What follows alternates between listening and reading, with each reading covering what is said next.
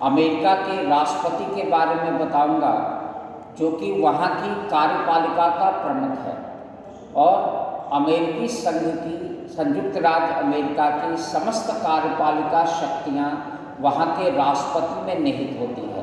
इसका उल्लेख अमेरिकी संविधान के अनुच्छेद 2 में किया गया है। राष्ट्रपति का जो कार्यकाल है वो 4 वर्ष का होता है, लेकिन दोबारा चुनाव लड़ने पर कोई प्रतिबंध नहीं है।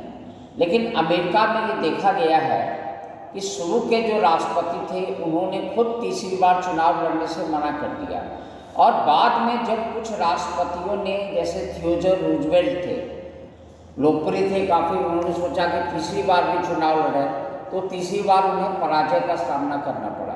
तो ये एक परंपरा विकसित हुई है कि वहाँ पर अमूमन 2 बार तक लोग चुनाव लड़ते हैं। यानी सीधे सीधे शब्दों में वैधानिक दृष्टि से अगर देखोगे तो अमेरिका के राष्ट्रपति का निर्वाचन 4 वर्ष के लिए होता है और दोबारा निर्वाचन पर कोई कानूनी प्रतिबंध नहीं है। लेकिन ये परंपरा विकसित हुई है कि आमतौर पर सामान्यतया 2 बार से ज़्यादा कोई चुनाव नहीं लड़ सकता। अब ये सवाल उठता है कि निर्वाचन होता कैसे है। भारत, अमेरिका में उसके लिए अप्रत्यक्ष निर्वाचन की व्यवस्था की गई है। अप्रत्यक्ष निर्वाचन का ये मतलब है कि डायरेक्टली जनता निर्वाचन नहीं करती, एक निर्वाचक मंडल करता है।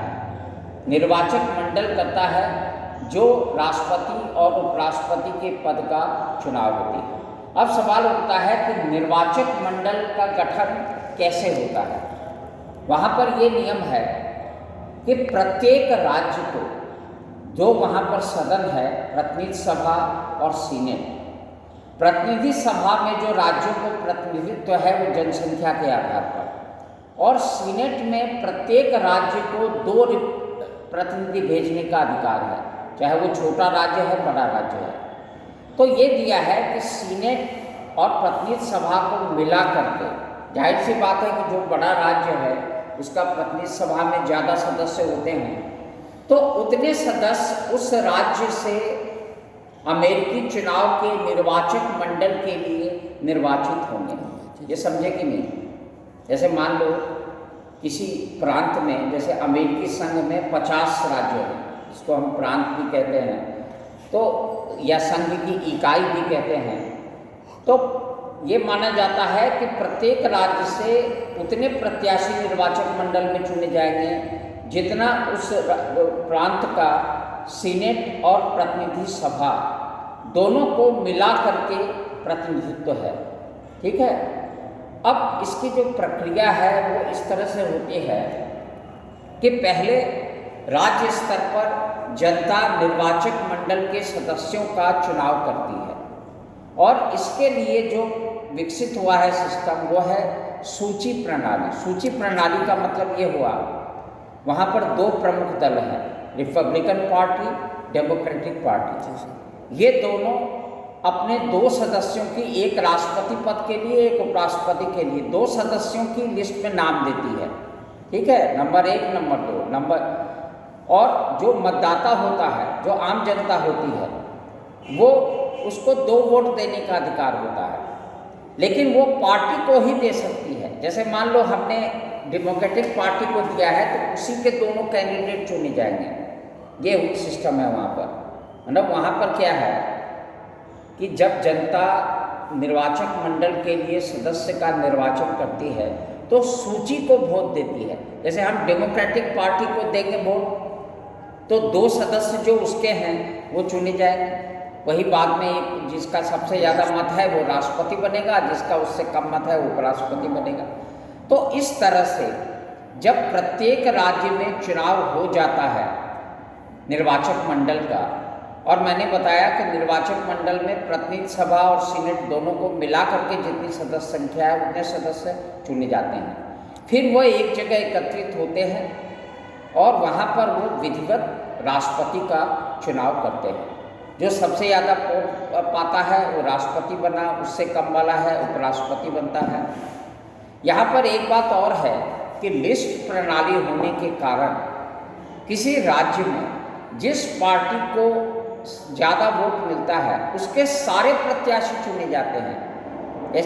क्या होता है कि जैसे मान लो एक पार्टी को मिला 50% वोट, डेमोक्रेटिक पार्टी को, एक को मिला 48% वोट और 2% मान लो कोई निर्दलीय वगैरह ले गया, तो 50% वाले का निर्वाचक उस राज्य के निर्वाचक मंडल से जो सदस्य हैं वो चुने जाएंगे।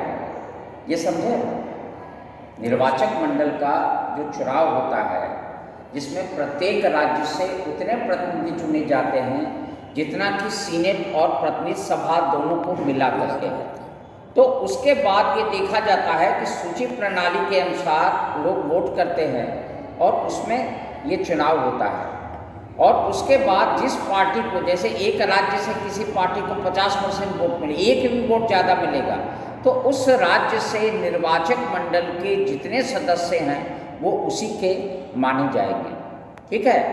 और फिर सारे इकट्ठे होकर के और फिर राष्ट्रपति और उपराष्ट्रपति का चुनाव करते हैं।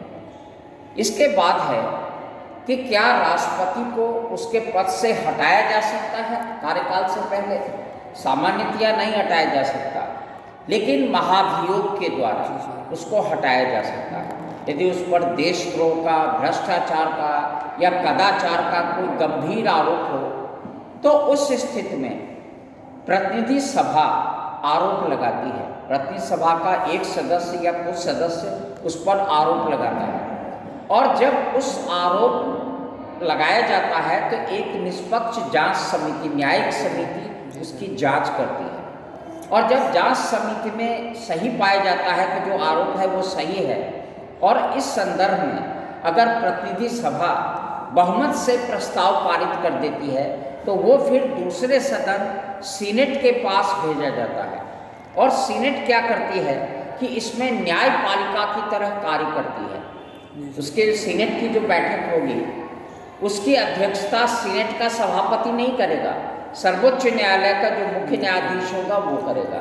और उसमें राष्ट्रपति जिस पर आरोप लगाया गया है, महाभियोग की प्रक्रिया जिस पर चल रही है, उसको ये छूट होगी कि वो खुद उपस्थित होकर ये अपने वकील के माध्यम से अपने पक्ष को रख सकता है।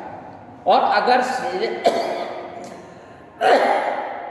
सीनेट ने अपने 2/3 बहुमत से प्रस्ताव पारित कर दिया कि हाँ ये आरोप सही है, तो उसको अपने पद से मुक्त माना जाएगा। यानी आरोप लगाया जाता है पहले, जो कि एक या कुछ सदस्य लगा सकते हैं, फिर उसकी जांच होती है जांच समिति के द्वारा, फिर प्रतिनिधि सभा उसको बहुमत से पारित कर देती है अगर, उसके बाद सीनेट में जाता है। सीनेट अगर 2/3 बहुमत से पारित कर दे उस प्रस्ताव को तो फिर राष्ट्रपति का पद मुक्त हो जाता है। इसमें यह भी व्यवस्था है कि अगर किसी कारण से राष्ट्रपति का पद रिक्त हो जाता है तो उपराष्ट्रपति उसके कार्यभार को संभालेगा। उपराष्ट्रपति का पद भी रिक्त होता है तो प्रतिनिधि सभा का जो स्पीकर है वो उसको बुलाएगा। तो इस प्रकार से क्रम निर्धारित कर दिया गया। वो भी नहीं है तो सीनेट का सभापति संभालेगा, वो भी नहीं है तो जो प्रमुख सचिव वगैरह होते हैं वो इस कार्यभार को संभालते हैं। तो इस तरह से ऐसा कभी नहीं हो सकता कि अगर इमरजेंसी कोई पड़ जाए, क्योंकि वहाँ कार्यकाल निश्चित है, मध्यावधि चुनाव बहुत कम होते हैं। तो ऐसी स्थिति में सामान्यतया यह व्यवस्था की गई है कि अगर किसी राष्ट्रपति की मृत्यु हो जाए या उसको महाभियोग के द्वारा हटाया जाए या किसी कारण से उसका पद रिक्त हो जाए तो उस स्थिति में किस तरह की व्यवस्था होगी। अब इसमें यह है कि उसको क्या क्या सुविधाएं मिलती हैं। फिर उसको मुफ्त आवास मिलता है, चार्टर्ड प्लेन मिलता है, एक चॉपर छोटा हेलीकॉप्टर मिलता है। इसके अलावा $4 लाख, इस समय जो प्रेजेंट पोजीशन है, $4 लाख वार्षिक वेतन दिया जाता है। इसके अतिरिक्त अन्य प्रकार की उसके जो स्टाफ होता है उसके खर्चे के लिए अलग से दिया जाता है। अन्य सुविधाएं, फ्री एयर फेयर, ये सब सुविधाएं दी जाती है। इसको ज़्यादा डिटेल्स में जाने की जरूरत नहीं है, अभी इतना ही समझ लो कि राष्ट्रपति को पर्याप्त वेतन दिया जाता है ताकि वो ठीक ढंग से अपने दायित्व का निर्वहन कर सके। और एक प्रकार से वो भी पब्लिक सर्वेंट है, क्योंकि ये जो वेतन दिया जाता है $4 लाख प्रति वर्ष, वो टैक्सेबल होता है, यानी आम नागरिकों की तरह वो भी टैक्स प्रदान करता है। तो ये समझ में आ गया कि राष्ट्रपति कार्यकाल का प्रमुख है, उसका निर्वाचन एक निर्वाचक मंडल के द्वारा होता है।